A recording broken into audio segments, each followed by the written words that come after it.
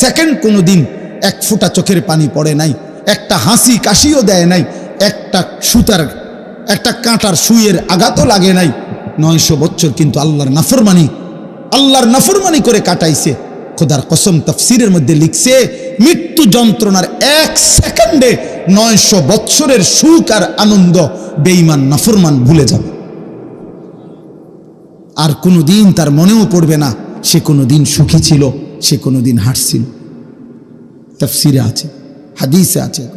আল্লাহ জিজ্ঞেস করবেন, আমার বান্দা বাকিটা হায়াত পিছনে কেমন কাটাইলা?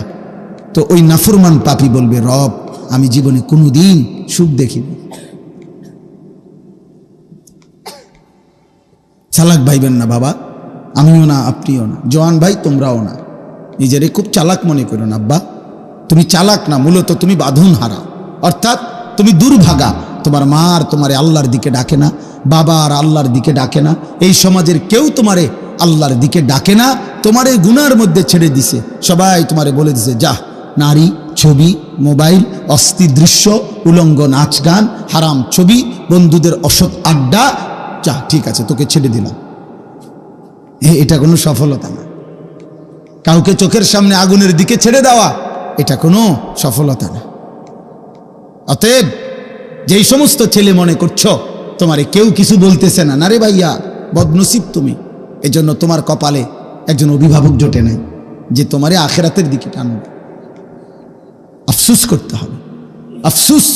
আল্লাহ আমাদেরকে হেফাজত করে, আল্লাহ প্রত্যেকটা সন্তানকে হেফাজত করে, আল্লাহ সকলকে হেফাজত করে। আল্লাহ বলেন, অনুফিখা ফিস সূর, একদিন ইসরাফিল ফু দিবে, হাসরের মাঠ কায়েম হবে। যালিকা ইয়াউমুল ওয়াঈদ, আর সেটা বড় ভয়ানক দিন বান্দা। হাসরের ময়দান বড়ই ভয়ানক। এটা ফুটবল খেলার মাঠ না, এটা মামুর বাড়ি, শ্বশুর বাড়ি না, শ্বশুর বাড়ি না। ওয়াজাআত কুল্লু নাফসিম মাআহা সাইকুম ওয়া শাহীদ। জি, আল্লাহ তাআলা বলছেন সেদিন হাসরের মাঠে এই দুই ফেরেশতা তোমার পুরা আমলনামা সাথে নিয়ে, তোমাকে সাথে করে নিয়ে, প্রত্যেকের এই ডানে বামে যে দুই ফেরেশতা থাকে, এই ফেরেশতাই উনি দায়িত্ব নিয়ে আমাকে আপনাকে প্রত্যেকের ফেরেশতা প্রত্যেককে হাসরের দিন আল্লাহর সামনে এনে দাঁড় করাবে যে উনি আমার লোক, মানে আমি ওনার ফাইল রেডি করছি, বাবা আমি আছি। ওয়াজাআত কুল্লু নাফসিম মাআহা সাইকুম ওয়া শাহীদ। এই দুই ফেরেশতা আলাদা আলাদা সবার, এই যার যার ফেরেশতা তাকে নিয়ে হাসরের ময়দানে আনবে, আল্লাহর সামনে ফাইল জমা দিবে। আল্লাহ একজনকে বলবে তুমি সামনে থাকো, আরেক ফেরেশতাকে বলবে তুমি মুখে বলো, পড়ে শোনাও, ওরটা ওরে শোনাও, দেখো কোনো বুলটুল আছে কিনা, ওরে জিজ্ঞাসা করো কোনো বেশি কম হয়েছে কিনা। লাকাদ কুনতা ফি গাফলাতিন মিন হাযা, আল্লাহ বলে এই হাসরের দিন থেকেই তুমি গাফেল ছিলা, আজ সেটাই তোমার সামনে আনলো। ফাকাশাফনা আনকা গিতাআকা ফাবাসারুকা আল-ইয়াওমা হাদীদ, তুমি ভেবেছিলে মৃত্যুর মাধ্যমে চোখ বন্ধ হয়ে গেছে। আল্লাহ বলে না, মৃত্যুর মাধ্যমে আমি তোমার চোখ খুলে দিয়েছি, আর এবার চোখের দৃষ্টি শক্তি আগের চাইতে বাড়াইয়া দিছি। অর্থাৎ আগে তুমি দুনিয়ায় থাকতে চোখ দিয়া এখান থেকে আধা কিলোমিটার দূরেও দেখতা না, এখন মৃত্যুর মাধ্যমে কবরে থাইকেই এই চোখের পাওয়ার আমি এমন বাড়ায় দিছি, কবর থেকেই জাহান্নামের আযাব এক নজরেই দেখবা আর যন্ত্রণায় জ্বলতে থাকবে। ফাবাসারুকা আল-ইয়াওমা হাদীদ, এটার অর্থ এটা, চোখের দৃষ্টি শক্তি বাড়িয়ে দিলাম। এজন্য নাফরমান কবর তো এখানে, কিন্তু সে মনে করেন এখান থেকেই তার জাহান্নামের আযাব দেখবে, আযাব দেখবে।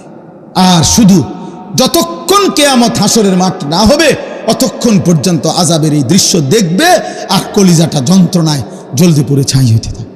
আহা কি দেখলাম, আহা কি দেখলাম, আহা কি দেখলাম, আহা আমার কি হবে, আহা আমার কি হবে।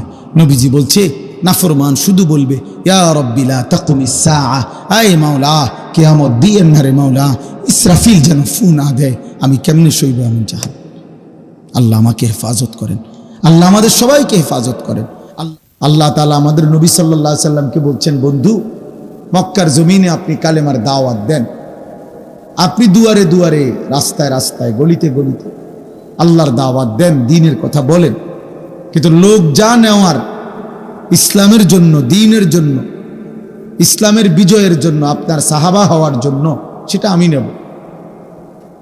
কারে নেব কারে নেব না এটা আমার বুঝ। আপনি বলেন, আপনি বলেন, এটা কোনো মাখলুকের হাতে আল্লাহ ছেড়ে দেয় না। হেদায়েত দেব কাকে দেব না কাকে আল্লাহ বলছেন সেটা আমার হাতে, আপনি শুধু বলে যান।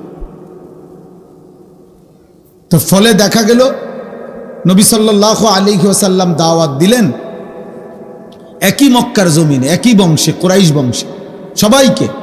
কিন্তু আল্লাহ বললেন, বন্ধু আমি আবু বকরকে নিলাম, আবু জাহেলকে নিলাম না, ওমরকে নিলাম, আবু লাহাবকে নিলাম না, ওসমানকে নিলাম, উতবাকে নিলাম না, আলীকে নিলাম, শাইবাকে নিলাম না।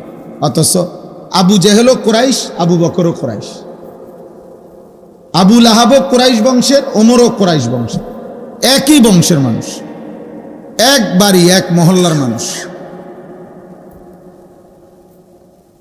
একই বংশের। কিন্তু মালিক একজনকে নিলেন, একজনকে নিলেন। আল্লাহ চাইলেন তো আফ্রিকা থেকে বেলালকে আনছেন। হযরতে বেলালের বাড়ি ছিল আফ্রিকা, আল্লাহ চাইছেন তো সেখান থেকে টেনে আইনা নবীর সাহাবী বানাই দিয়েছে। হযরত সালমান ফারসি, ওনার বাড়ি ইরান, পারস্য, আল্লাহ চাইছেন তো সেখান থেকে টেনে এনে ওনাকে সাহাবী বানাই দিয়েছে। হযরতে সুহাইব একজন সাহাবীর নাম, তিনি ইটালিয়ান, রোমের মানুষ ছিলেন, ইটালির। আল্লাহ সেখান থেকে এনে ওনারে কালেমাওয়ালা বানাইছে, নবীর সাহাবী হয়েছে। অথচ কাবা ঘরের সবচেয়ে কাছে, সর্বপ্রথম কাবা ঘরের সবচেয়ে প্রথম যার ঘর কাবা ঘরের পাশে আবু জেহেলের ঘর। আবু জেহেলের ঘরের চাইতে আগে, কাবা ঘরের পরে আর কারো ঘর নাই, এখনো নাই। কাবার সর্বপ্রথম প্রতিবেশী ছিল আবু জেহেল, আল্লাহর ঘরের। মালিক বলল আমি নিলাম না, আল্লাহ বললেন আমি নিলাম না, খালাস, বেঈমান হয়েই মারা গেছে, নির্মম অপমানিত হয়েই মারা গেছে। এজন্য দোস্ত, কারো কাছে ইসলাম ঠেকে না। অনেক ছেলে পেলে আছে, তোমরা মনে করো যে হুজুররা তোমাদেরকে অনেক সময় ওযু, নামাজ, আখিরাতের কথা বলে, এই জন্য যে ওনাদের বাতের বড় অভাব। তুমি যদি আল্লাহর পথে আসো তাহলে হুজুরের হয়তো দুগা বাত মিলব, এই কারণে। না না বাপ, বিষয়টা এটা না। এই পৃথিবী প্রত্যেকের রিজিক ভিন্ন ভিন্ন।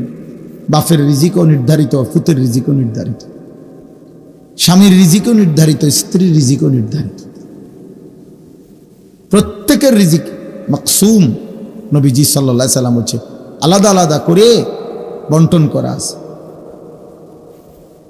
ওমা মিন দাব্বাতিন ফিল আরদি ইল্লা আলাল্লাহি রিজকুহা। আল্লাহ বলছে জমিনের একটা ছোট্ট পতঙ্গ, একটা ছোট্ট পোকাও যেটা জমিনের উপরে আছে, চলে, আমার জমিনে বিচরণ করছে, আমি আল্লাহ তার রিজিকের দায়িত্ব আমি আমার উপরে আবশ্যক করে নিলাম। আল্লাহ বলছে লা নাসআলুকা রিজকা, হে বান্দা, এই কায়নাতের কারো রিজিক দিতে আমি তোমাদের কারো সহযোগিতা চাই না। নাহনু নারযুকুক, আমি একাই সকলকে রিজিক দেব। আল্লাহ বলছেন ওয়া ইম মিন শাইইন ইল্লা ইনদানা খাযাইনু, আমি আল্লাহ সেই আল্লাহ যার কাছে এই কায়নাতের সমস্ত নিয়ামত সবকিছুই ভান্ডারে ভান্ডারে, খাজানা খাজানা ভরা, ভান্ডারে ভান্ডারে আছে। ওমা নুনাজ্জিলুহু ইল্লা বিকাদারিন মা'লুম, তবে আমি সবকিছু একসাথে নাজিল করি না, পরিমাণ মতো করে আমি জমিনে নামাই। সব ভাত এক লগে দিয়ে লাইলে হইতো না, সব আলু এক বছরে দিয়ে লাইলে হবে না। 30 বছরের আলু এই বছর দিয়ে লাইলে এটি তুই বাকো, কথা বলে না। মুর্শিদ মিয়া বুদ্ধি দেন, কেমন কই দিব আলু, সে তো আলু বেছে, এই জন্য বুঝে গেলাম। তাহলে সম্ভব এটা? এই জন্য আল্লাহ বলছে ওমা নুনাজ্জিলুহু ইল্লা বিকাদারিন মা'লুম, বান্দা আমি হিসেব করে করে নাজিল করি। ইন্না কুল্লা শাইইন খালাকনাহু বিকাদার, আল্লাহ বলছেন আমি সব কিছু সৃষ্টি করেছি পরিমাণ মতো, হিসাব করে। এজন্য পপুলেশন থিওরি ভুল থিওরি। জনসংখ্যা বৃদ্ধি কোন পৃথিবীতে সমস্যা, এই থিওরি যেই ম্যালথাস দিয়েছে ভুয়া, মুশরিক, বেঈমান, পাগল, মাতাল। কোনো কালে কোনো যুগে পৃথিবীতে জনসংখ্যা বৃদ্ধি হওয়া এটা কোনো সমস্যা হইতেই পারে না। জনসংখ্যা বৃদ্ধি হয় না, জনসংখ্যা কখনোই বৃদ্ধি হয় না কোনো জায়গাতে। আল্লাহ বলছেন আমি সব কিছু সৃষ্টি করেছি পরিমাণ মতো করে, বৃদ্ধি হবে কেন? তুমি জন্ম দেখছো তো মৃত্যু দেখো নাই? তুমি বাচ্চা জন্মের মিষ্টি খাইছো, কারো জানাজা পড়ো নাই, তো তুমি বুঝো না মানুষ মরে? তুমি বুঝো না আমি সিস্টেমেছি? তোমার দাদার 14 পুরুষ আগের এবটাও যদি এখন পৃথিবীতে থাকতো, তুমিও থাকতা, তো এই না ফেঁস লাগিয়ে গেল। আরে কি রে খাইছে রে, নুহু নবীর জামানার লোকও রইয়া গেল, আমরা নবীর জামানার লোকও রইয়া গেল। হায় হায় হায়, হয়তো একটা পাও ফাইলবার জায়গা না এমন। ইন্না কুল্লা শাইইন খালাকনাহু বিকাদার। আল্লাহ বলেন আমি সব কিছু পরিমাণ মতো করে হিসাব করে করে আমি সৃষ্টি করেছি। আমার সৃষ্টির মধ্যে তুমি কোন রকমের অদল বদল ওয়ালান তাজিদা লিসুন্নাতিল্লাহি তাবদীলা, আল্লাহর নীতি, আল্লাহর রীতিতে তুমি কোন রকম পরিবর্তন পাবে না বান্দা। কোনো কিছু এলোমেলো নাই, কোনো কিছু এলোমেলো নেই। দোস্ত আমার, বন্ধু আমার, ভাই আমার, বাবা আমার, নওজোয়ান সাথী, প্রত্যেকেই এজন্য দয়া করে নিজেকে নিয়ে ভাইব, নিজেকে ভুলো না বাপ। নিজের ঈমান একা একা ভাবা, সমবয়সী বন্ধু দিয়া হয় না। সহপাঠী খুব বেশি নেক কাজের উৎসাহিত করে না, গুনার কাজে উৎসাহিত করে বেশি। এই জন্য আলাদা আলাদা ভাবা উচিত প্রত্যেকে, যে আখের আমি কোথায় যাব, আসলেই শেষ পর্যন্ত আমার কি হবে, আমি যা করছি এটাই কাজ নাকি আমার অন্য কোনো কাজ আছে, আমাকে কি কেউ সৃষ্টি করেছেন নাকি আমি হঠাৎ করে মাটির থেকে বের হইছি অথবা আসমান থেকে পড়ছি। যিনি সৃষ্টি করেছেন, যদি কেউ আমাকে সৃষ্টি করে থাকেন, তিনি কি কোনো উদ্দেশ্য নেই? একটা মাটির পাতিল যে বানায় কুমার, মাটির পাতিল, তার কি কোনো উদ্দেশ্য নাই? কথা কয় না? এত বড় সুন্দর সৃষ্টি আল্লাহ তাআলা সৃষ্টি করলেন। আল্লাহ বলছে লাকাদ খালাকনাল ইনসানা ফি আহসানি তাকওয়িম। 4টা কসম করে আল্লাহ বলছে বান্দা, 4বার কসম করছে আল্লাহ, কসম বান্দা আমি 4বার কসম করে বলছি, আমি মানুষকেই সবচেয়ে সুন্দর করে সৃষ্টি করেছি, সবচেয়ে সুন্দর। হুয়াল্লাযী খালাকাকুম মিন তুরাবিন, আল্লাহ বলছেন আল্লাহই তোমাদেরকে সৃষ্টি করেছেন মাটি থেকে, সুম্মা মিন নুতফাতিন, অতঃপর বীর্য থেকে। এই ছেলে, এই পিচ্ছি, কথা বলবেন একদম চুপ, সাবধান, একদম উঠাই দমু কথা বললে। সংবং পাইছো নাকি? চুপ থাকো, একদম চুপ, চুপ করে শোনো, নাহলে ঘুমাও এনে বসে বসে। জি, আল্লাহ তাআলা বলেন সুম্মা মিন নুতফাতিন, অতঃপর বীর্যের ফোঁটা থেকে আমি সৃষ্টি করেছি, সুম্মা মিন আলাকাতিন, অতঃপর জমাট রক্ত বানিয়ে আমি ধাপে ধাপে সৃষ্টি করেছি। এই সৃষ্টির এক পর্যায়ে মায়ের পেট থেকে সুম্মা ইউখরিজুকুম তিফলান, আমি তোমাকে এক ছোট্ট শিশু, এক মাসুম বাচ্চা হিসাবে মায়ের পেট থেকে বের করে এনেছি। সুম্মা লিতাবলুগু আশুদ্দাকুম, অতঃপর এই ছোট্ট দেহে পরিমিত মাত্রায় ধীরে ধীরে শক্তি দিতে দিতে দিতে শক্তির পূর্ণতায় যৌবনে পৌঁছায় দিছি। সুম্মা লিতাকুনু শিয়ুখা, আবার কিছুদিন পরে যৌবনের শক্ত সামর্থ্য, যৌবন শরীরটাকে আবার ভাঙতে শুরু করছি, দুর্বল করতে করতে এবার পুনরায় বৃদ্ধ বানায় দিছি। অমিনকুম মান ইউতাওয়াফা মিন ক্বাবলু, আবার আমি অনেককে বৃদ্ধ পর্যন্ত পৌঁছবার আগে আগেই মাঝ পথে মৃত্যু দিয়ে ফেলি। ওয়ালিতাবলুগু আজালাম মুসাম্মা, এবং আমি প্রত্যেককেই তার জন্মের পর থেকে তার জন্য নির্ধারিত হায়াত যাকে আমি যেতটুকু হায়াতের ফয়সালা করছি অতটুকু হায়াত পূর্ণ দিয়েই তাকে কবরে এনেছি। ওয়ালা আল্লাকুম তাকিলুন, এত কিছু কেন করলাম, এত কিছু কেন করলাম? একবার মাটি, একবার বীর্য, একবার জমাট রক্ত, একবার গোশতের টুকরা, একবার হাড্ডির কঙ্কাল, একবার নাক চোখ লাগাইলাম, একবার মায়ের পেট থেকে রূহ দিয়ে বের করে আনলাম, একবার ছোট্ট শিশু বানাইলাম, আবার যুবক বানাইলাম, আবার বৃদ্ধ বানাইলাম, একবার কালো চুল, আবার সাদা চুল, একবার মজবুত শরীর, আবার দুর্বল হাত। এত কিছু কেন করলাম? যেন তুমি বুঝতে পারো তোমার কিছু না, সব আমার, অতএব আল্লাহর গোলামি করা উচিত। হায় হায় অপদার্থ সন্তান, বুঝলা না মালিক? যারা নামাজ পড়ো না, সেজদা দেহ না, হা তুমি আস্তা মূর্খ বেটা, আপাতমস্তক মূর্খ বেটা, তুই বেটা মূর্খ, বেটা মূর্খ। বাকি পড়া ছাড়াও বেটা ভাত মিলে বেটা। দুনিয়া ভোগ করছো পড়ালেখা করে, মূর্খ মানুষও দুনিয়া ভোগ করে। বকলম বকলম, নাম দস্তখত করতে জানে না, টিপসই দেয়, অয় দুনিয়া সমপরিমাণ ভোগ করে। কোনটা কম? নেতাগিরি। মূর্খ মানুষ নেতা নাই, মূর্খ মানুষ মাতবর নাই, মূর্খ মানুষের বিল্ডিংয়ে টাইলস লাগায় নাই, এসি নাই। হ্যাঁ তো এমন বহু মূর্খ আছে যার কোটি কোটি টাকার বাড়ি গাড়ির কাছে যাইতে শিক্ষিত এবার আরো 200 বছর চাকরি করার লাগবে। আমনের পিএইচডি লইয়া আমনে আরো 200 বছর চাকরি পয়সা কামাইলো, এতে সমান হইতে পারতেন না। আমার লগে চলেন, আমরা লাকসাম আছে।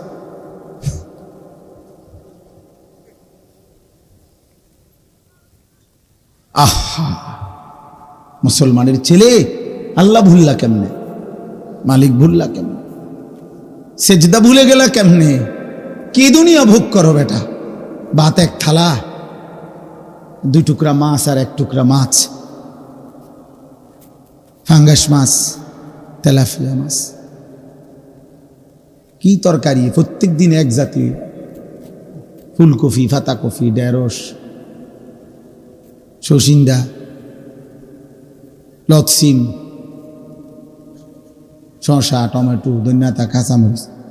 এই যে আমি হেবড়াতে সবসময় তরকারি লই, এক তরকারি এই ঘুরে এড়িয়ে করে। আর কি বলবে সে, জানে আর তো তরকারি নাই। কি দুনিয়া ভোগ করছে আব্বা? এই সামান্যটুকু দুনিয়া, এই কয়েকটা 1 টুকরা মাছ আর 2 টুকরা গোশতের জন্য আখিরাত ভুলে গেল, নামাজ ভুলে গেল, রব ভুলে গেল বেটা। আহা, অনেক ছেলের চেহারা দেখে বোঝা যাইতেছে সারাদিনে 1 ওয়াক্ত নামাজের সেজদা দেয়। আয় হায় বে নামাজি রে, চেহারা দেখলেই বোঝা যায় অসভ্য, চেহারা দেখলেই বোঝা যায় পাষাণ, চেহারা দেখলেই বোঝা যায় গাদ্দার, চেহারা দেখেই বোঝা যায় আল্লাহর দুশমন, রাসূলুল্লাহ সাল্লাল্লাহু আলাইহি সাল্লামের দুশমন। বেনামাজি, তুমি তো আল্লাহর দুশমন, তুমি তো নবী মুহাম্মদ সাল্লাল্লাহু আলাইহি সাল্লামের দুশমন, তুমি কোরআনের দুশমন, তুমি ইসলামের দুশমন। যদি ভিন্ন কথা থাকে, দাঁড়াও, প্রতিবাদ করো, দাঁড়াও, হিম্মত করো। একটা বেনামাজি যার কপালে সেজদা নাই, নাফরমান, দাঁড়াও, প্রতিবাদ করো, তাহলে তোমার প্রতিবাদের জবাব ইনশাআল্লাহ দিয়ে যাবে।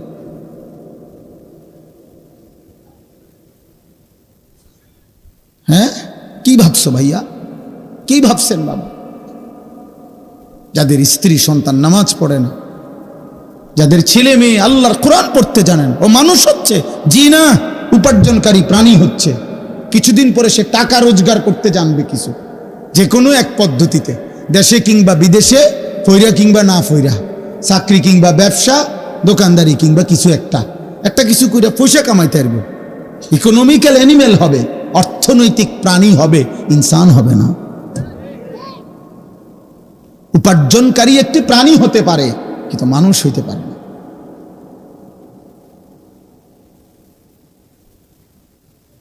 হ্যাঁ হ্যাঁ, সেজদাবিহীন মানুষ হয় না, গোলামিবিহীন মানুষ হয় না, বন্দিগিবিহীন মানুষ হয় না।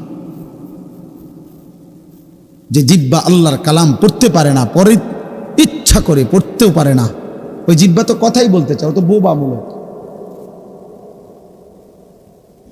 যে কপাল আল্লাহকে সেজদা দিতে পারে না, তার তো কপালে নাই বেটা, তোর তো কোনো কপালে নাই বেটা।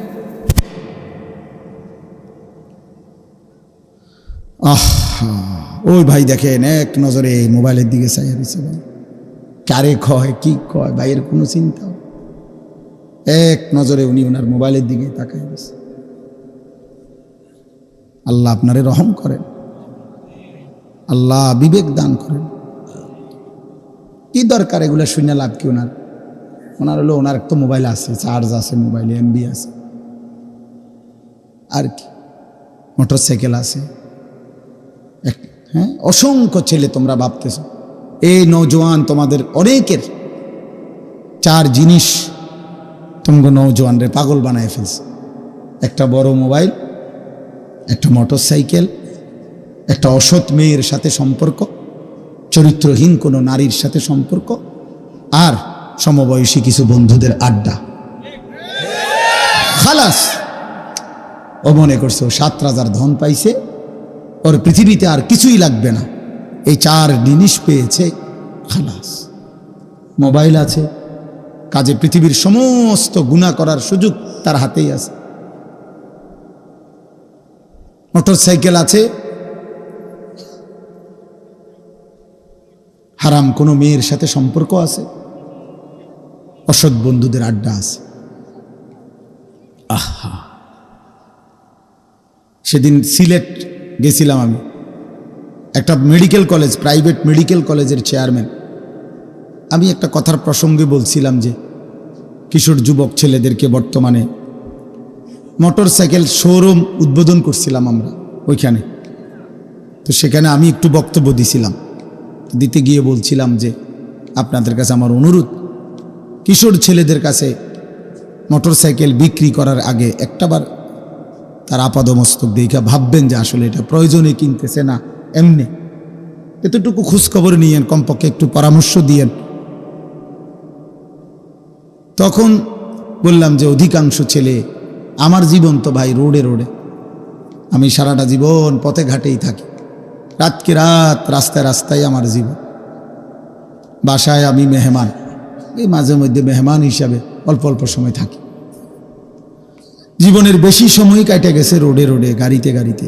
ফলে জীবনে আমি অনেক অ্যাক্সিডেন্ট দেখছি, প্রতিদিন প্রতিনিয়ত আমি অ্যাক্সিডেন্ট দেখি। কত যুবকের কত বিক্ষত দেহ আমি দেখছি রাস্তায় রাস্তায়। তো এটা আমি বলছিলাম আর কি। তারপরে ওই মেডিকেল কলেজের চেয়ারম্যান সাহেব, উনিও সেখানে অতিথি হিসাবে ছিলেন, এরকম আমার পাশে আপনি যেমন বসা এরকম বসা ছিল। আর উনি মাইক নিয়ে একটু বক্তব্য দিছে। বক্তব্য দিতে গিয়ে উনি বলছে, হুজুরের এই কথার সাথে আমি খুব একমত। আমাদের এই প্রাইভেট মেডিকেল কলেজের আইসিইউতে প্রতিদিন যতজন আহত লোক, অসুস্থ, আমাদের আইসিইউতে রুগী ঢোকে, সিলেটের সবচেয়ে বড় মেডিকেল কলেজ, দের প্রাইভেট হসপিটাল সহ, বলছে তার অধিকাংশই হচ্ছে এই বাইকার যুবক ছেলে। মোটরসাইকেল অ্যাক্সিডেন্ট করে, এমন ভয়ঙ্কর অ্যাক্সিডেন্ট, সাথে সাথে আইসিইউতে ঢুকাইতে হয়। হায় হায় নওজোয়ান, কে দেখে তোমার এই মাতলামি? এত জোরে মোটরসাইকেল চালাও কেন? কে দেখে? দেখবো কেমনে? তুমি তো এটা জোরে চালাইয়া গে লাগাই মানুষের চাইতে চাইতে তো তুমি গেছো গা কোটবাড়ি বিশ্বরূপ পারবিয়া।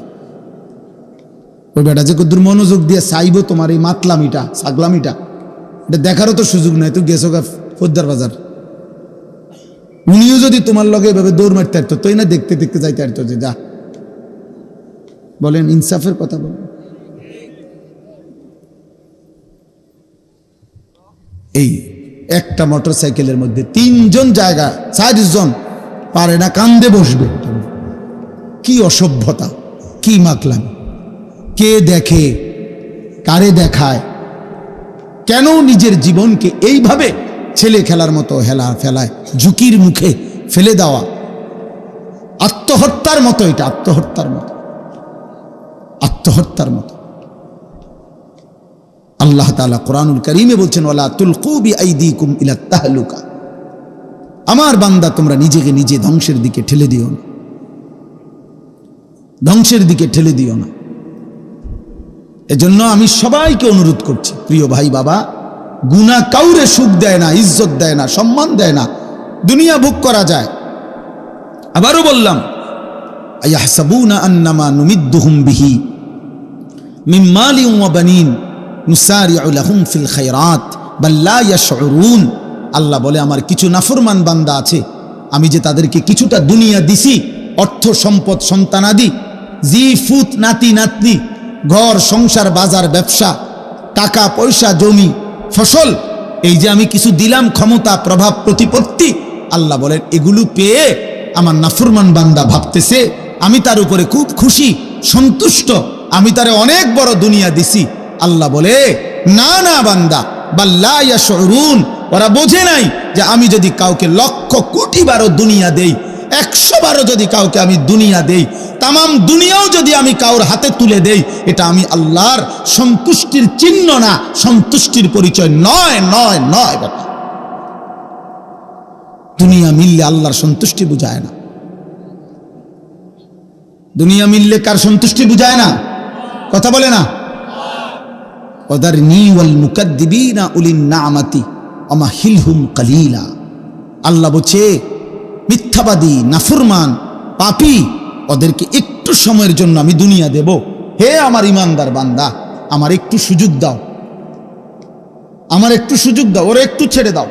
মানে বিষয়টা এমন আর কি, যেন একজন নামাজি বান্দা সেজদা দিয়া আল্লাহর হুকুম মাইনা হালাল পথে চইলা, ওই যেন অভিমান করলো আর কি, আল্লাহরে বলল, কিতা সেজদা দেই আমি বিল্ডিং করে দিই, হেতে ঘটনা কিতা মালিক, কান্দি আমি, ডাকি আমনেরে আমি, পয়সা দি সব তার, সম্পদ দি সব তার, ব্যাপারটা কি? আপনারা কি শুরু করলেন? তা আল্লাহ বলে, আমার বান্দা, পরে একটু সময়ের জন্য এই মিথ্যাবাদী নাফরমানকে, এই সুদখোর হারামখোরকে, এই অবৈধ উপার্জনকারীকে, এই হারাম উপার্জনকারী বেঈমান নাফরমানকে একটু আমি একটা অনুরোধ, আল্লাহ বলছে, এই থাক, কিছু বললো না, আমার একটু সুযোগ দাও। ওয়াদারনি, দেও বান্দা দেও। ওরে 50টা বছর, 60টা বছর, কয়টা ভাত তরকারি খাইব, বাঁচত না, কিছু কইও না, কি তার খাইবার, ফাঙ্গাস আর তেলাপিয়া, এই তো ফার্মে মুরগা, কক মুরগা, আর কি। আচ্ছা দেও বান্দা দেও, তবে মনে রেখো বান্দা, পরে আমি মৃত্যুর দিন থেকে, যেদিন চোখ বন্ধ হবে আর অনন্তকাল পর্যন্ত আর কোনো দিন এই নাফরমানকে আমি আর এক ঢোক পানি দেব না, আর এক লোকমা খাবার দেব না, আর কোনো দিন। আর তোমারে আমি ওয়াদা দিলাম বান্দা, আমার সেজদা দাও, গোলামি করো, হালাল খাও, কষ্ট করে চলো, চোখ বন্ধ করিলে অনন্তকালের জান্নাত তোমার জন্য আমি খুলে দেব। ইন্না আ'তাদনা লিল কাফিরিনা সালাসিলা ওয়া আগলালা ওয়া সাইরা। আল্লাহ বলেন, নাফরমান বেঈমান পাপীদের জন্য আখিরাতে আমি রেখে দিয়েছি, রেডি করে ফেলেছি আগুনের শিকল, জাহান্নামের বেড়ি, আর প্রজ্বলিত জাহান্নামের আগুন। শিকল পড়ানো হবে আগুনের, বেড়ি লাগানো হবে গলায়। বেড়ি মানে কি? ওয়াজআলনা মিন বাইনি, না, সূরা ইয়াসিনের ইন্না জাআলনা ফি আনাকিহিম আগলালান ফাহিয়া ইলাল আযকানি ফাহুম মুকমাহুন। এইটা বেড়ি, এইভাবে এই যে থুতনি আছে না, এই থুতনি নিচে দিয়া, মানে এটা দিয়া এমন আগুনের বেড়ি দিয়ে, রশি দিয়ে বান দিবে, থুতনি সহ নাফরমানকে এভাবে রাখা হবে হাসরের ময়দানে। খোদার কসম, এই বেঈমান আর কোনো দিন মাথাটা, চোখটা নিচে নামাইতে পারবে না। এইটার অর্থ এটা, সূরা ইয়াসিনের আয়াত, ইন্না জাআলনা ফি আনাকিহিম আগলালান ফাহিয়া ইলাল আযকানি ফাহুম মুকমাহুন। অর্থাৎ এটা থুতনিটারে ঠেলা দিয়ে রাখবে, ঊর্ধ্বমুখী হয়ে থাকবে মুখ, আর কোনোদিন নামাইতে পারবে না। ভাত খাও আব্বা, আরো কয়দিন নারী দেখেন, উলঙ্গ ছবি আরো দেখো, হারাম রোজগার করো আব্বা, এরপরে দেখবা ইনশাআল্লাহ আখেরাত কাকে বলে। আমরাও বেকুব না, আমরা ভাত খাইয়ে তো বড় হয়েছি, আমরা বেকুব মুখা। হ্যাঁ, আমরা কি ভাত খাইয়ে বড় হই নাই? কথা বলে না। যারা ইমানদার, যারা হালাল পথে চলতে চেষ্টা করে, ওরা বেউকুফ। কেন বেউকুফ হবে কেন? ওটা যুক্তি তো থাকতে বোঝে। উনি খাইছে ভাত আর তুমি খাইছো চিরা, সমান বুদ্ধি আইব করতে, এটা হলো একটা কথা ছিল। উনি খাইলো ভাত, হ্যাঁ, আর তুমি খাইলে হুদা বহন 3 বেলা, তাইলে না একটা কথা ছিল যে তার বুদ্ধি শুদ্ধি কম, হুদা বহন খাইয়া আর বুদ্ধি আইব করতে। কিন্তু আমরা কি ভাত খাইয়ে বড় হইনি? এই পৃথিবীর আলো বাতাসে বড় হই নাই? তো বোকা হবো কেন? বোকা হবো কেন বাপ? তোমরা জেনারেল পড়লে তোমরা বুঝের মান, আর আমরা মাদ্রাসায় পড়ার কারণে বেউকুফ। কেন বেউকুফ হবো কেন বেটা? আরে বলো না, যুক্তি দাও ভাই, কি কারণে বেকুব হব আমি? বাংলা না পড়লে বোকা হয়, পদার্থবিজ্ঞান না পড়লে বোকা হয়, জীববিজ্ঞান না পড়লে বোকা হয়, রসায়ন বিজ্ঞান না পড়লে বোকা হয়, তো আল্লাহর কোরআন না জানলে কি হয় বেটা? রাসূলুল্লাহ সাল্লাল্লাহু আলাইহি সাল্লামের একটা সুন্নাহ যদি কেউ বলতে না পারে, তো তুমি কি তাইলে? আমি যদি পদার্থ আর জীববিজ্ঞান না পড়ার কারণে আমরা হুজুর যদি বেকুব হই, তো তুমি কি তা? তুমি মালিকের কোরআন জি পড়তে পারো না? তুমি যার জিব্বা তার কালাম দিয়ে পড়তে পারো না? তুমি যার চোখ তার কালাম জি দেখো না? চোখ দিছে কে? পদার্থ বিজ্ঞানওয়ালা, জীববিজ্ঞানওয়ালা কে? তো তুমি তার কালাম পড়তে পারো না কেন? আলাম নাজআল লাহু আইনাইন ওয়া লিসানাও ওয়া শাফাতাইন। আল্লাহ বলে, বান্দা আমি কি 2টা চোখ দেই নাই? আমি কি একটা জিহ্বা দেই নাই? আমি কি 2টা ঠোঁট দেই নাই? তাহলে এমন জিহ্বা, যেই জিহ্বা দিয়ে লক্ষ কোটি কথা বললা, আমার কালাম তাইলে পড়তে পারলা না কা? এটা কি আমার জিহ্বা না? এটা কি আমার দেওয়া চোখ না? আলাম নাজালিল আরদা মিহাদা ওয়াল জিবালা আওতাদা ওয়া খালাকনাকুম আজওয়াজা। আল্লাহ বলে, বলো না বান্দা, আমি কি এই জমিন তোমার জন্য বিছিয়ে দেই নাই? আমি কি পাহাড়গুলো পেরেগের মতো বসিয়ে দেই নাই? আমি কি তোমাদেরকে জোড়ায় জোড়ায় নারী পুরুষে সৃষ্টি করি নাই? জাআলনা নাওমাকুম সুবাতা। আমি কি 2 চোখের ঘুম এনে দেই নাই? ওয়াজআলনাল লাইলা লিবাসা। আমি আল্লাহ কি অন্ধকার রাত্রিটাকে চাদর দিয়ে কালোভাবে ঢেকে দেই নাই? ওয়াজআলনান নাহারা মাআশা। উপার্জন করার জন্য একটা প্রখর সূর্য তুলে আমি কি একটা ধবধবে ফর্সা দিন এনে দেই নাই? ওয়াবানাইনা ফাওকাকুম সাবআন শিদাদা। মাথার উপরে 7টা আসমান আমি কি স্থাপন করি নাই? এত কিছুর বিনিময়ে আমি কি একটা সেজদা পাই না?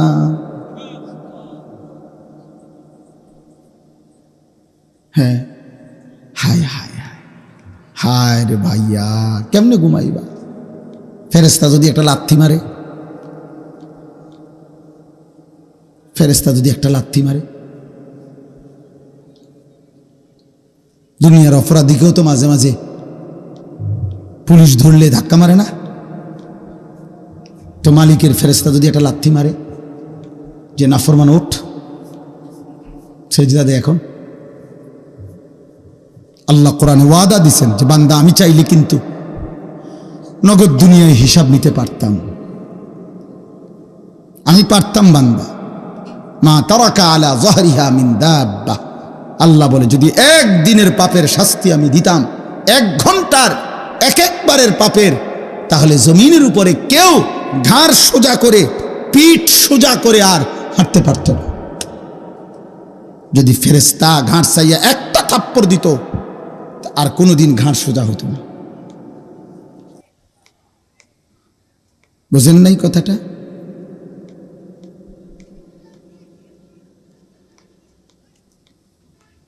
আল্লাহ আমাদেরকে হেফাজত করেন, আল্লাহ আমাদেরকে কলিজায় বুঝ দান করেন।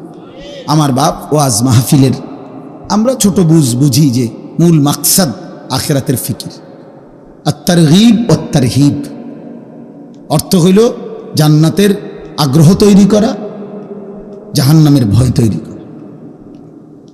এটা আল্লাহ কোরআনে বলছেন লাআল্লাকুম তাযাক্কারুন। ওয়াজের উদ্দেশ্য কি? ইয়াইযুকুম লাআল্লাকুম তাযাক্কারুন, যেন তোমরা উপদেশ গ্রহণ করতে পারো। উপদেশ হৃদয়ে যেন ধাক্কা লাগে, বিবেকের দংশন যেন হয়, অনুভূতি যেন সজাগ হয়, আফসোস যেন আসে, ফিকির যেন আসে, আখিরাতের ভয় যেন আসে। আল্লাহ ফেরাউনের মতো নিকৃষ্ট কাফের কাছে যখন মূসা আলাইহিস সালামকে পাঠাইছেন, তখনও বলছেন মূসা পরে সুন্দর কইরা ভালোভাবে নরমভাবে আমার কথা বইল, যাও ফেরাউনের কাছে যাও। ও কিন্তু ছোটখাটো গাদ্দার না, ও খোদা দাবিদার। তবে ঘাবড়াইও না, সুন্দরভাবে বলো, গিয়ে নরম সুরে বলো, মায়ার সুরে তারে কথা বলো, যাও। ফাকুলা লাহু কাওলান লাইয়িনা, তোমরা দুই ভাই গিয়ে বলো। কেন? লাআল্লাহু ইয়াতাযাক্কারু আও ইয়াখশা। আল্লাহ বলছে ফেরাউনের ব্যাপারে পর্যন্ত আল্লাহ বলছে মূসা যাও, আমার কথা বলো, হয়তো সে উপদেশ গ্রহণ করবে অথবা আমি আল্লাহকে ভয় করব। এক ফেরাউনের কাছে পর্যন্ত যদি আল্লাহর কথা বলার মাকসাদ হয় উপদেশ গ্রহণ অথবা আল্লাহর ভয় তৈরি হওয়া, দোস্ত তাহলে তোমার কলিজায় কি আল্লাহর ভয় তৈরি হওয়া দরকার না?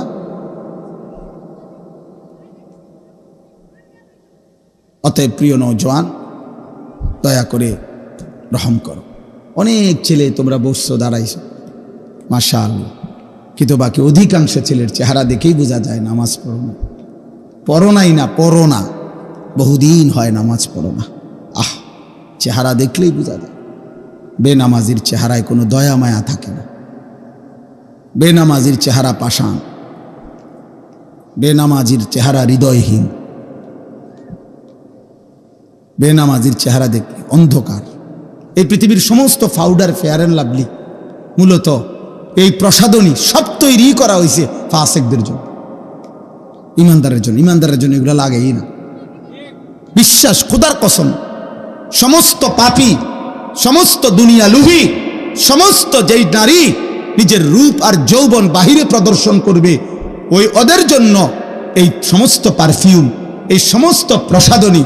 নাতে আল্লাহ নবী ওয়াদা দিছে, মান কাসুরা সালাতুহু হাসুনা ওয়াজহুহু, যার নামাজ যত বাড়বে তার চেহারার সৌন্দর্য তত বাড়বে। ইমানদারের পারফিউম, ইমানদারের সৌন্দর্য তো মুহাম্মদ আরবি সাল্লাল্লাহু আলাইহি সাল্লাম সেজদার মধ্যেই রাখছে। নবীজি বলছেন, মান কাসুরা সালাতুহু ফিল লাইল হাসুনা ওয়াজহুহু ফিন নাহার, রাতের অন্ধকারে যার সেজদার পরিমাণ বাড়বে, তাহাজ্জুদে দিনের আলোতে তার চেহারার সৌন্দর্য বেড়ে যাবে আগের চাইতে বেশি, আগের চাইতে বেশি, আগের চাইতে বেশি। অতএব দয়া করে ভাইয়া রহম করেন সবাই। চেহারা দেখলেই বোঝা যায়। বাপ, আমার কথা রাগ হইয়েন না, আমি প্রত্যেক দিন বলি আমার এটা অস্থিরতা। প্রিয় ভাই, কোনো পাপীকে মানুষ নামে ডাকে না, ওই পাপের নামে ডাকে।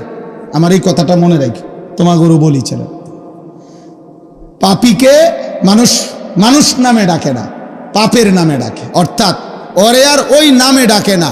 ও যখন সুদখোর, তে এবার মানুষ তাকে সামনে হোক পিছনে হোক সুদখোর নামে ডাকে। এই পাপের নামে তোমার পরিচয় ছিল সুদখোর, ঘুষখোর, কিস্তিখোর, হারামখোর, মদখোর, নেশাখোর, গাঁজাখোর, ফুট্টাখোর, বাবাখোর, ডাইলখোর, ইয়াবাখোর, হারামখোর।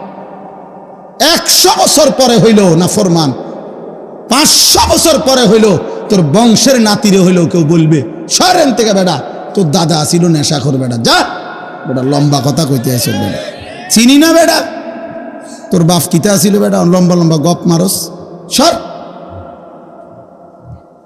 তোর দাদা আসিল 6 নম্বর, বেটা তোর বাপ আসিল 9 নম্বর, তুই আইস না রঙের রঙের কথা কইতা। তার মানে তোমার পাপ শুধু তোমাকে কলঙ্কিত করলো না রে বাপ, তোমার পাপ তোমার আগামী প্রজন্মের মাথা ছোট করে দিল। তোমার নাতির হয়তো কোনো অপরাধ ছিল না, কিন্তু তোমার অপরাধ তোমার নাতিকেও বেইজ্জতি করে দিল, হয়তো কোনো ভরা মজমায় অপমানিত করে দিল। মানুষে কয় না যে তার উপরে কোনো তার মুরব্বীর কোনো দোয়া আসিল, তাহলে বুঝা গেল যে পূর্বপুরুষের নেক আমলও পরবর্তীর উপরে কি করে? আসর করে, আসর করে। তাইলে এটা যদি হয় তাহলে এর বিপরীতটাও তো হবে। কথা বোঝেন নাই? পূর্বপুরুষের যদি ভালো আমল তার অধস্তন বংশধরের উপরে যদি এটার প্রভাব পড়ে, তাহলে পূর্বপুরুষের মন্দ আমলও তো তার পরবর্তীদের উপরে কি পড়বে? পড়বে না? অবশ্যই, অবশ্যই পড়বে। আমরা কিতাবে পড়ছি, একটা আশ্চর্য কথা শুনেন। নবী সাল্লাল্লাহু আলাইহি সাল্লামের কলিজার টুকরা নাতি, ওই ছেলে, এই মোবাইলওয়ালা ছেলে, এই অপদার্থ, উঠটা পিছনে যাও, বাইরে যাও, এনে অটো উড়াও, সিএনজি উড়াও। এই রোডে মোট কতটা অটো চলাচল করে এক মাসে, তুমি এটা ছবি উড়াও, তাহলে জাতি অনেক উপকারী তথ্য পাবে যে আলেখারচর থেকে পদুয়ার বাজার বিশ্ব রোডে পর্যন্ত প্রতি মাসে এতটি মারুতি চলে। সিএনজি তো চলে না, পুলিশ ধরে লেব, সিফা সাফা দিয়া চলে আর কি, ফাঁকে ফুঁকে চলে আর কি। আচ্ছা দেখ, তো আশ্চর্য কথা শুনেন না, আমি ছেড়ে দেওয়ার মানুষ না, এটা আমার একটা অভ্যাস, আমার একটা বুঝ আর কি। আমি বুঝি যে আমার সন্তান এরা আমার সন্তান, কসম খোদার। 16 বছর বয়সী ছেলেটা আমার সন্তান, কারণ আমার প্রথম সন্তানের বয়স 16 বছর। এর উপরের ছেলেটা আমার ছোট ভাই, আমার ছোট ভাই। আমার এমন বয়সী ভাগিনা আছে, ভাতিজা আছে, তো আমার সন্তান, আমার ভাতিজা, আমার ভাগিনা। তো আমরা যদি তাদের পরিবর্তন না চাই, চাইবে কে? আমরা যদি ধাক্কা না দেই, আমরা যদি না বলি, ফেরাবে কে? বলবে কে? বলে এমন অনেক ছেলে আছে যাদের জীবনে কেউ নাই বলার, আপন মা বাবাও যেন পর, আপন ঘরে ঘুমায়, বাবা মা জীবিত, 365 দিনের 1 বছর পার হয়ে গেছে, কিন্তু কোনো দিন ছেলেটা ফজরের নামাজ পড়ে না, বাবা মাও একবারও ডাকে না। আহা, এই দুর্ভাগার কপালে কেউ নেই, তারই ডাকার মতো কেউ নেই। আমার মা, আমি কত বলছি, আমার আম্মা জীবন আমগরে প্রাইমারি স্কুলের, আমার আব্বা প্রাইমারি স্কুলে মাস্টারি করতো, আব্বারে দিয়া মা ওই ঘন্টা ফিডি না, যে বেল ফিটে ঘন্টা ফিড, এগুলা কিনা আনাইছিল বাসায়। মায় ফজরের ওয়াক্তে আমগো সব রুমে রুমে দাঁড়ায় দাঁড়াইয়া এই টুং টুং টুং টুং টুং করে ঘন্টা ফিরত, আমরা উঠা পর্যন্ত। আমার যখন 2টা বাচ্চা ছিল তখনও মায় উঠাইছে আমগরে। কত সময় বলতাম যে মা উঠে গেছি, এটা এই ঘন্টা ফিডন বন্ধ করেন, উঠছি মা, হয়েছে তো এবার এটা বন্ধ করেন না। মায় বলতো যে না ফুট, এইটি আমি বুঝছি হতার থেকে কও, লাইট জ্বালাও, দুয়ার খোলো। মানে লাইট না জ্বালাইলে, দরজা না খুললে মা এটা বিশ্বাস করতো না যে উঠছি, যে কইছি হয়তো শোয়ার থেকে কইছি, বুঝছেন না? এখনো মার 75 বছর বয়স, আমার আম্মা বাইচা আছেন, এখনো কথা বললে মা এই 2 কথা আজও বলে, আমার হুত নওয়াজ শুনি, এটা বলেই মা, এখনো বলে মা হুত নওয়াজ শুনি, নওয়াজ শুনি। আর আমারে আলাদাভাবে বলে হুত চাইও মানুষের লগে টাকা পয়সা লইয়া চাইও ঝামেলা করবে না। কত শতবার যে কইছি মা আমার, আল্লাহ আমার মারে মাফ করে। তো বলতেছিলাম হযরতে হাসান নবী সাল্লাল্লাহু আলাইহি সাল্লামের কলিজার টুকরা, আদরের নাতি না? হাসান হুসাইনের নাম জানেন না আমরা?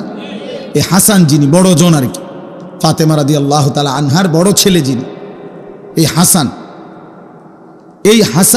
রাদিয়াল্লাহু তাআলা আনহু ইসলামের 4র্থ খলিফা হযরত আলী রাদিয়াল্লাহু তাআলা আনহু। এই আলী রাদিয়াল্লাহু তাআলা আনহু হলেন ওনার আব্বা। হাসানের আব্বাকে আলী না? তো আলী রাদিয়াল্লাহু তাআলা আনহু যখন শাহাদাত বরণ করছেন, ইসলামের 4র্থ খলিফা, ওনার শাহাদাতের পরে এর পরে খলিফা হয়েছিলেন, মুসলিম খলিফা আমিরুল মুমিনিন হয়েছিলেন এই হাসান। কেটা? এই আলী রাদিয়াল্লাহু তাআলা আনহুর বড় ছেলে, নবী সাল্লাল্লাহু আলাইহি সাল্লামের প্রথম নাতি হাসান। তো হাসান রাদিয়াল্লাহু তাআলা আনহু তিনি হয়েছেন খলিফা আমিরুল মুমিনিন, কিন্তু বরাবর 6 মাসের মাথায় তিনি আল্লাহর সন্তুষ্টির জন্য ইসলামী রাষ্ট্রের সার্বিক কল্যাণ চিন্তা করে, মানে এগুলোর অনেক কথা আছে, বাকি আমি ছোট কথাটা বললাম আর কি। ইসলামী রাষ্ট্রের সার্বিক চিন্তা কল্পনা করে স্বেচ্ছায় ঠান্ডা মাথায় সুস্থ মস্তিষ্কে তিনি এই খেলাফত হযরত মুআবিয়া রাদিয়াল্লাহু তাআলা আনহুর হাতে তুলে দিয়েছেন। তুলে দিয়ে খেলাফত থেকে তিনি অব্যাহতি নিয়ে নিছেন। তো আল্লাহর জন্য উনি খেলাফত বাদশাহী ছেড়ে দিয়েছেন একটা বিশাল অঞ্চলের। তো এরপরে আমরা কিতাবে পড়ছি প্রিয় নবী সাল্লাল্লাহু আলাইহি সাল্লাম, আপনারা সবাই জানেন শেষ জামানায় ইমাম মাহদী আসবে, জানেন? শুনছেন না এটা? এই মাহদী রাসূলুল্লাহ সাল্লাল্লাহু আলাইহি সাল্লাম বলছে, যদি শুনো পৃথিবীর আর একদিন বাকি, ইসরাফিল ফু দিতে আর একদিন বাকি আছে, তবুও বিশ্বাস করো উম্মত, মাহদী আসবে এবং মাহদী যুদ্ধ করবে এবং আরেকবার কিয়ামতের আগে সারা পৃথিবীর প্রতি ইঞ্চি জমিনের মধ্যে ইসলামের খেলাফত উঠবে, ইসলামের পতাকা উঠবে, সারা বিশ্বময় সারা পৃথিবীর খেলাফতের বাদশাহী আরেকবার ইমাম মাহদী করবে। এটা নবী সাল্লাল্লাহু আলাইহি সাল্লামের ওয়াদা। আর নবীজির ওয়াদা গত 1450 বছরে একটাও বিফলে যায় না, এটাও যাবে না। এটাও কি যাবে না? বিফলে যাবে না, ভুল হবে না, ভুল হবে না। তিনি নিজের থেকে বলেন নাই, আল্লাহ বলছেন তো বলছেন। এখন শুনেন, তো এখন বিষয়টা হইল হাসান রাদিয়াল্লাহু তাআলা তিনি তো ইন্তেকাল করছেন সেই 1450-1400 বছর আগে। তাহলে ওই সময় তিনি খেলাফত ছেড়ে দিছেন, আর শেষ জামানায় আসবে মাহদী, সারা পৃথিবীর প্রতি ইঞ্চি জমিনে তিনি খেলাফত প্রতিষ্ঠা করবেন। তখন আমি কি বলতে চাচ্ছি? আমি বলতে চাচ্ছি যে কিতাবের মধ্যে কথা স্পষ্ট আছে, আমার কাছে মাউসুআতু আশরাতিস সাআ এরকম মোটা আরবি কিতাব আছে, ওই কিতাবে আছে কিয়ামতের আলামতের উপরে একদম বিশ্বকোষ। এই কিতাবের মধ্যে লিখছে রাসূলুল্লাহ সাল্লাল্লাহু আলাইহি সাল্লামের একাধিক হাদিস উল্লেখ করে সহিহ সনদে উল্লেখ করছে, নবীজি বলছেন শেষ জামানার যে মাহদী আসবে সারা পৃথিবীময় খেলাফত প্রতিষ্ঠা করবে, তিনি সরাসরি নবী বলছেন আমার নাতি হাসানের বংশধর। এই কথাটা বলার জন্য কার বংশধর হবে? হাসান। হাসান এই সেই হাসান, যেই হাসান একবার আল্লাহর সন্তুষ্টির জন্য খেলাফত ছেড়ে দিছে। তো পূর্বপুরুষের সেই মহান অবদান এবারে সেটা 1400 বছর পরে হোক আর 14,000 বছর পরে হোক, মাহদী যেদিন আসবে সে হাসানেরই বংশধর হবে, আর তিনি এই বংশেরই পুরুষ, তিনিই মাহদী, সারা বিশ্বময় আল্লাহর খেলাফত প্রতিষ্ঠিত করবে। তাহলে আমার বলার উদ্দেশ্য হলো এটা যে নেক আমলও পরবর্তী বংশধরকে 1000 বছর পরে হোক, 5000 বছর পরে হোক, ওই পূর্ববর্তীর নেক আমলটা তার পরবর্তী বংশধরের জন্য কল্যাণ বয়ে আনে। ঠিক গুনাহ অকল্যাণ বয়ে আনে। অতএব আজকে বলছি বাবা, নওজোয়ান ভাই, তোমার পরেও পৃথিবী থাকবে। আল্লাহ চাহে তো তোমাদের হাতেও আল্লাহ দয়া করলে হায়াত দিলে আগামী জেনারেশন আসবে। আল্লাহ তোমাদেরকেও যদি বিবাহের তৌফিক দেয়, একজন স্ত্রী মিলবে, আল্লাহ চাইলে সন্তান আসবে। প্রিয় ভাই আমার, সে তো তোমার জেনারেশন, এর পরের জেনারেশন। তাহলে এই নেক্সট জেনারেশন যারা আগামী প্রজন্ম আসবে, আমার ভাইয়া, আমার বাবা, আমার আব্বা 43 বৎসর এক টানা কুমিল্লা শহরে ঠাকুরপাড়া মসজিদে ইমামতি করছে আমার আব্বা। তাহলে আমরা 5 ভাই বাবার সন্তান, মাদ্রাসায় পড়ালেখা করছি। তো বাবা আমাদেরকে আল্লাহর কোরআন হাতে তুলে দিয়ে গেছে, তাহলে আমরা আমাদের সন্তানকে এখন কোরআন পড়াইতে চাচ্ছি। আমার ভাই, আমার হাত জোড় করে একটা ছেলের কাছে অনুরোধ, তোমরা যারা 24 ঘন্টা এই নারী ছবি, উলঙ্গ দৃশ্য, জিনা, ব্যভিচার অথবা বন্ধুদের অসৎ আড্ডা, মুশরিক কাফিরদের মতো চুল, চেহারা, লেবাস, পোশাক, এক ওয়াক্ত নামাজ পড়তে মন চায় না, একটা সেজদা দিতেও মন চায় না, প্রিয় ভাই আমার, তোমার পরবর্তী জেনারেশনের কাছে তুমি কি দিয়া যায়? দোস্ত আমার, আগত প্রজন্মের কাছে তুমি কি দিবা? তাইলে তোমার দ্বারাই তো পৃথিবী, তোমার মাধ্যমে তো ইসরাফিলের ফু না হতে পারে, পৃথিবী আরো অনেক লম্বা সময় ইসরাফিলের ফু দিতে আরো দেরি হইতে পারে। তো আমরা তো জানি না কখন, জানি কেউ? অতএব এই আশা নিয়ে আমাদের মাদ্রাসাগুলো দ্বীনের খেদমত করে, এই ছোট্ট মুসলমানের বাচ্চাকে, 4 বছরের বাচ্চা, 5 বছরের বাচ্চা, 6 বছরের, 7 বছরের বাচ্চাকে আমরা নেই, আমরা ছোট বাচ্চা নেই নিয়া আমরা যেন অভিভাবককে বলি 5 বছরের জন্য, 6 বছরের জন্য বাচ্চাটা আমারে দেন, ইনশাআল্লাহ আপনি দিবেন একটা ছোট বাচ্চা, ঠিক বরাবর 5-7 বছর পরে আমরা আপনাকে দেব একটা হাফেজে কোরআন, ইনশাআল্লাহ ইনশাআল্লাহ। এজন্য মুসা আলাইহিস সালামের মাকে আল্লাহ বলছিল, মুসার মা বুঝি তুমি ভয় পাইতে আসো, মুসারে তুমি পারতা না বুঝি দুধ খাওয়াইতা, তুমি ঘরে রেখে পারতা না, ফেরাউনের বাহিনীর ভয়ে তুমি পারতা না বুঝছি, ঠিক আছে যাও বাদ দাও, ওই তো না তোমারে দিয়ে এখন, তবে এক কাজ করো, তুমি আমারে দিয়ে দাও, তুমি তারে এই ছোট্ট বাক্সে বইরা নদীতে ছেড়ে দাও, ফেলে দাও। হ্যাঁ, وأوحينا إلى أم موسى أن أرضعيه فإذا خفت عليه فألقيه في اليم। আল্লাহ বলছে ভয় পাচ্ছ, ঠিক আছে, বাক্স বৈরি করা ছোট্ট বাচ্চাকে পানিতে ফেলে দাও, উত্তাল সাগরের ঢেউ ছেড়ে দাও, বাকিটা আমি দেব। ইন্না রাদ্দুহু ইলাইকে, আমি আল্লাহ ওয়াদা দিলাম মুসার মা, কোরআনের আয়াত, পরে আমি তোমার কাছে আবার ফেরত দেব, তোমার সন্তান তোমার কাছে আসবে, আমি আল্লাহ এখন নিলাম আর কি, পরে আমি ফিরাই দেব। কেমনে ফিরাই দেব? ওয়াজাইলুহু মিনাল মুরসালিন। বাহ, আল্লাহ বলছে তুমি শুধু একটা ছেলে দাও ফেলায়া, আমি যখন তোমার কাছে ফেরত দেব তখন রাসূল বানিয়ে ফেরত দেব। কয়দিন পরে শুনবা সে মুসা নবী। এখন শুধু ছেলে দাও, আমি তোমারে নবী দেব, আমি তোমাকে কি দেব?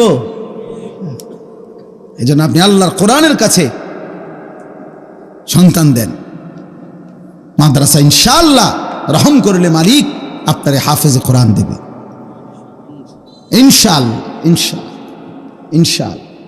আল্লাহ আমাদেরকে তৌফিক দান করেন। অতএব আমি অনুরোধ করি, আমরা প্রত্যেকেই, আমাদের প্রত্যেকের এটা দরকার। শেষ কথা, আমার সাথী, আমার ভাই, আমার বন্ধু, হাসলেও মরে যাবেন, কাঁদলেও মরে যাবেন, সুখে থাকলেও মরে যাবেন, দুঃখে থাকলেও মরে যাবেন, সেজদা দিলেও মৃত্যু হবে, নাফরমানি করলেও মৃত্যু হবে। আল্লাহর বন্দিগি করতে করতে আব্দুল কাদের জিলানী রাহমাতুল্লাহ আলাইহি হয়ে গেলেও মৃত্যু হবে, আল্লাহর নাফরমানি করতে করতে ফেরাউন নমরুদ হলেও মৃত্যু হবে। সুখের রাতও ভোর হয়, দুঃখের রাতও ভোর হয়, বাসর রাতও ভোর হয়, ফাঁসির রাতও ভোর হয়, মদের রাতও ভোর হয়, তাহাজ্জুদের রাতও ভোর হয়, ভোর হয়, কোনো রাতই বাকি থাকে না। অতএব আমরা মরেই যাব ভাইয়া, আমরা চলেই যাব, আর আল্লাহ এটাই বলছেন। এইবার শুনেন, আমার কথা শেষ। আল্লাহ তাআলা বলেন, ওয়াজাআত সাকরাতুল মাউত বিল হক যালিকা মা কুনতা মিনহু তাহিদ। আল্লাহ বলছে, বান্দা শোনো, অচিরেই সত্য সত্যই একদিন মৃত্যুর যন্ত্রণা আসবেই আসবে, তোমাকে মৃত্যুবরণ করতেই হবে।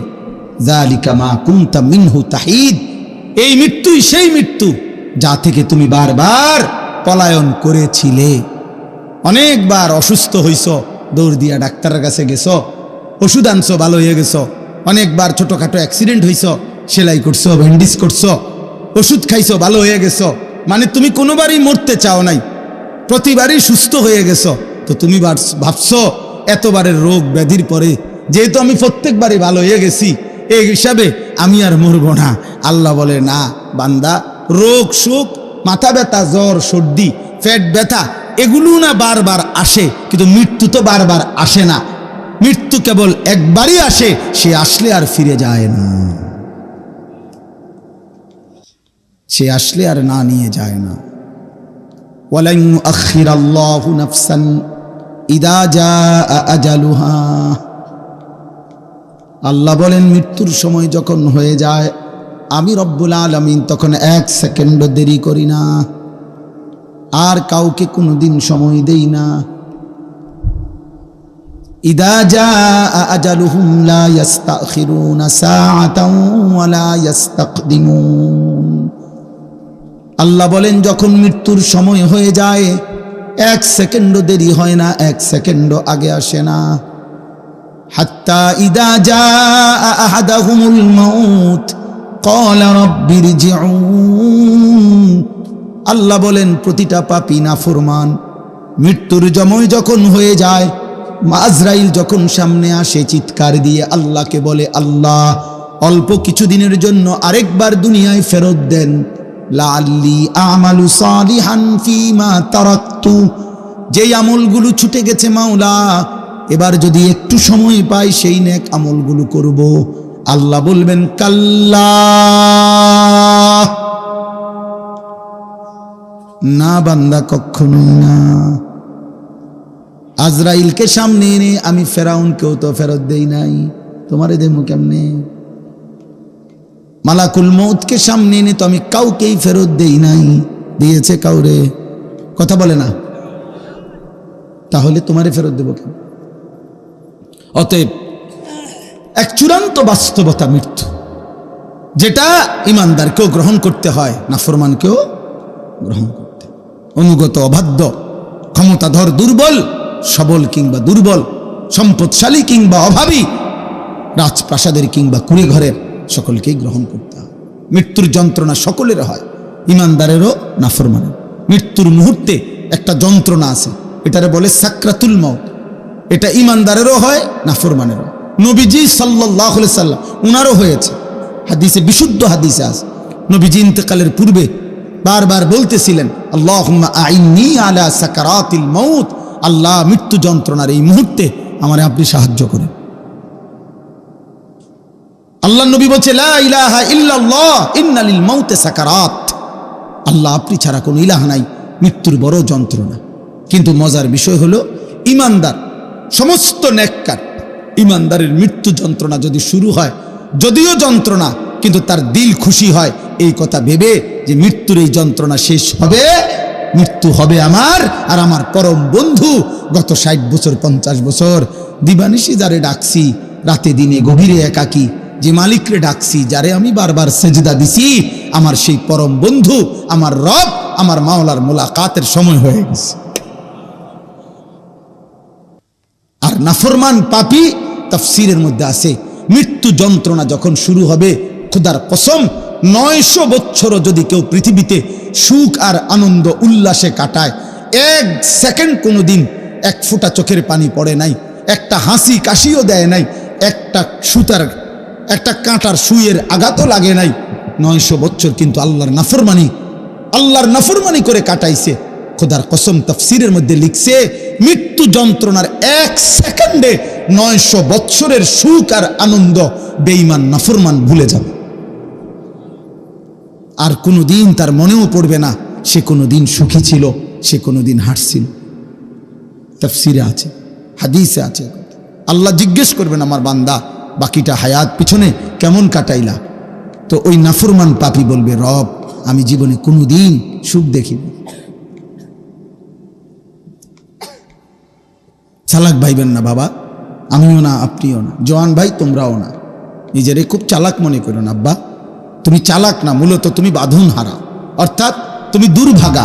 তোমার মা আর তোমারে আল্লাহর দিকে ডাকে না, বাবা আর আল্লাহর দিকে ডাকে না, এই সমাজের কেউ তোমারে আল্লাহর দিকে ডাকে না, তোমারে গুনার মধ্যে ছেড়ে দিছে।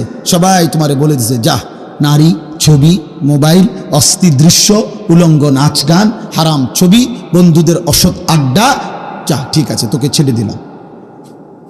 এটা কোনো সফলতা না।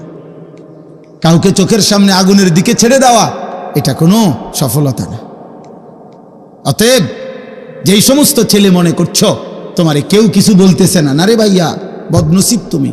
এজন্য তোমার কপালে একজন অভিভাবক জোটে নাই যে তোমারে আখেরাতের দিকে টানবে। আফসুস করতে হবে, আফসুস। আল্লাহ আমাদেরকে হেফাজত করেন, আল্লাহ প্রত্যেকটা সন্তানকে হেফাজত করেন, আল্লাহ সকলকে হেফাজত করেন। আল্লাহ বলেন, ওয়ানুফিখা ফিস-সূর, একদিন ইসরাফিল ফু দিবে, হাসরের মাঠ কায়েম হবে, যালিকা ইয়াউমুল ওয়াঈদ, আর সেটা বড় ভয়ানক দিন বান্দা। হাসরের ময়দান বড়ই ভয়ানক। এটা ফুটবল খেলার মাঠ না, এটা মামুর বাড়ি, শ্বশুর বাড়ি না, শ্বশুর বাড়ি না। ওয়াজাআত কুল্লু নাফসিম মাআহা সাইকুম ওয়া শাহীদ। জি, আল্লাহ তাআলা বলছেন, সেদিন হাসরের মাঠে এই 2 ফেরেশতা তোমার পুরা আমলনামা সাথে নিয়ে, তোমাকে সাথে করে নিয়ে, প্রত্যেকের এই ডানে বামে যে 2 ফেরেশতা থাকে, এই ফেরেশতাই উনি দায়িত্ব নিয়ে আমাকে আপনাকে প্রত্যেকের ফেরেশতা প্রত্যেককে হাসরের দিন আল্লাহর সামনে এনে দাঁড় করাবে যে উনি আমার লোক, মানে আমি ওনার ফাইল রেডি করছি, বাবা আমি আছি। ওয়াজাআত কুল্লু নাফসিম মাআহা সাইকুম ওয়া শাহীদ। এই দুই ফেরেশতা আলাদা আলাদা সবার, এই যার যার ফেরেশতা তাকে নিয়ে হাসরের ময়দানে